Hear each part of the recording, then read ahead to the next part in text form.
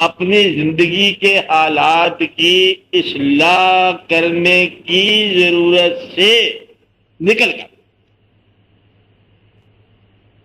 کیا کہا؟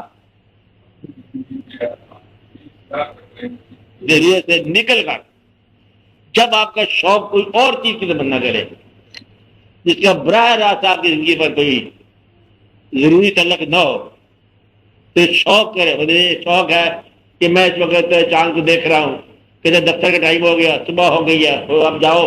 کہتا نہیں میں کچھ اور ہی دیکھ رہا ہوں. دریا کے سمندر کے کنارے بیٹھا ہوا ہے، لہریں گنتا جا رہا ہے، اس کا دکان کھولنے کا ٹائم ہے، نہیں ہو پرواہ کر. اب یہ شوق جو ہے یہ ضروریات زندگی سے ماورا. اس شوق کے اندر اب کسی خالق کا یا کسی ذات کا، نورانی ذات کا، نورانی ہوتا ہے نا مطلب ایک نور، اس کی جو تمنا ہے کیا اس کو ہم کہیں گے جلوے کی تمنا. اب جلوہ بذات خود کیا ہے؟ جلوہ بہت خوبصورت چیز ہے. مثلا چاند جو ہے بظاہر آپ کو پتا کہ روشنی نہیں ہے، لیکن چاندنی جو ہے یہ جلوہ ہے. چاند اب بھی سمجھ نہیں آئے گی بات. ایک تو شکل ہے آپ کا کوئی محبوب بیٹا ہو، جسے بیٹا آپ کہتے ہیں، یا محبوب دوست پتنی آپ کو یاد ہوں گے جو ہوتے تھے آپ کے. اس کے اب میں پوچھتا ہوں وہ جو دوست تھا آپ کا اس کی کتنی آنکھیں تھی؟ کہ دو آنکھیں، ناک، کان، قد کوئی 5.5 فٹ 9. یہ اس بات کیا ہے؟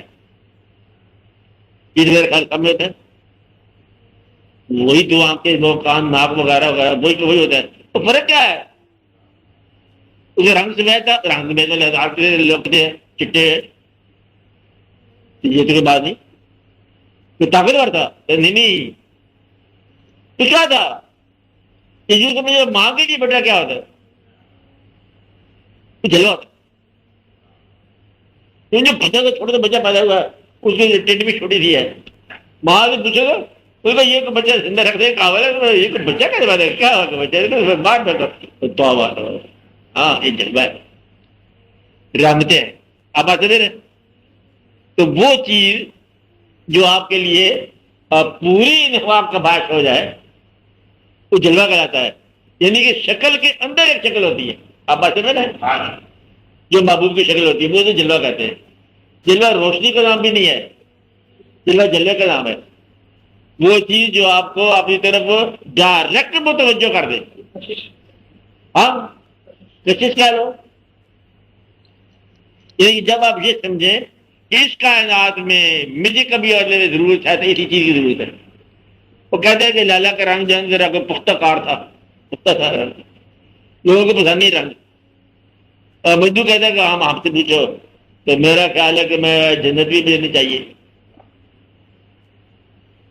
اللہ نے پوچھا مجنو سے، کہتے ہیں سنا میری دنیا دیکھی؟ کہتا نہیں. کیوں؟ کہ ہم نے لالا ہی دیکھا. جب درد سے ہوتا تھا مستر تو کہتا تھا مجنو یہ رو رو کر.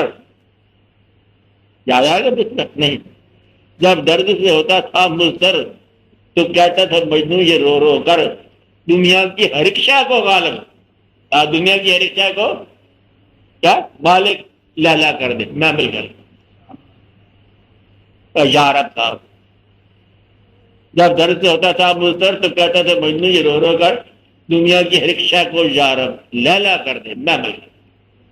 اس کا ایک ہی بندے میں جلوہ ہے، وہ ہے لالا. وہ جو چیز آپ کو اپنے آپ کو نثار کرنے پر خوشی سے راضی کر لے. کیا کر لے؟ خوشی راضی کر لے. اب ہم کہتے ہیں سید صاحب آپ 1 لاکھ روپے جمع کرا دو. آپ نہیں 2 روپے سے کام ہو جائے تو بہتر ہے، نہیں دل کرے گا. اچھا وہ کہتے ہیں جان دے دو. آپ کہتے ہیں بسم اللہ اور مانگو تو کوئی چیز پہلے ہم نثار کریں گے تجارت. جس کی خاطر آپ اپنی جان نثار کرنے کو خوشی سے تیار ہو جاؤ وہ جلوہ ہے. آپ آتے ہیں اس کو جلوہ کہیں گے. اور وہ آگے پھر چلو گے، صبر کرو گے. سب سے بڑا جلوہ جو ہے سب سے بڑی ذات کا ہوگا وہ اللہ کے بعد اللہ کے حبیب صلی اللہ علیہ وسلم کا ہوگا. پھر اور آگے واقعات عالم چلتے چلتے وہاں جائیں. جلوے کا وجود بہت ہے. آنکھ دینے والا کیسے ہو سکتا ہے کہ جاذبیت نہ دے؟ اس نے آنکھ بنانے سے پہلے رنگ پیدا کر رکھے ہیں، باغ سجا رکھے ہیں، آنکھ سے بعد میں بنائی تھی. اب بات ہے میرے پورے کے مطلب آپ کے کان بازے پیدا کرے تو آپ تو کار اور میں کار پیدا کر دیے. میوزک ہی میوزک ہے کائنات میں، پھر آپ کو کان عطا فرمایا تو کانوں کو جلوہ عطا فرمایا. آپ بات سمجھ رہے، نگاہوں کو جلوے کی رہنائی عطا فرمائی ہے، اور زبان شریف کو اسے گوہی عطا فرمائی. اور بے شمار بولتے چلتے جا رہی زبان، بلکہ ذائقہ آپ کے منہ میں ہے تو پھل بار ہوئے ہوئے تیار ہو جاؤ ذائقے دار پھل.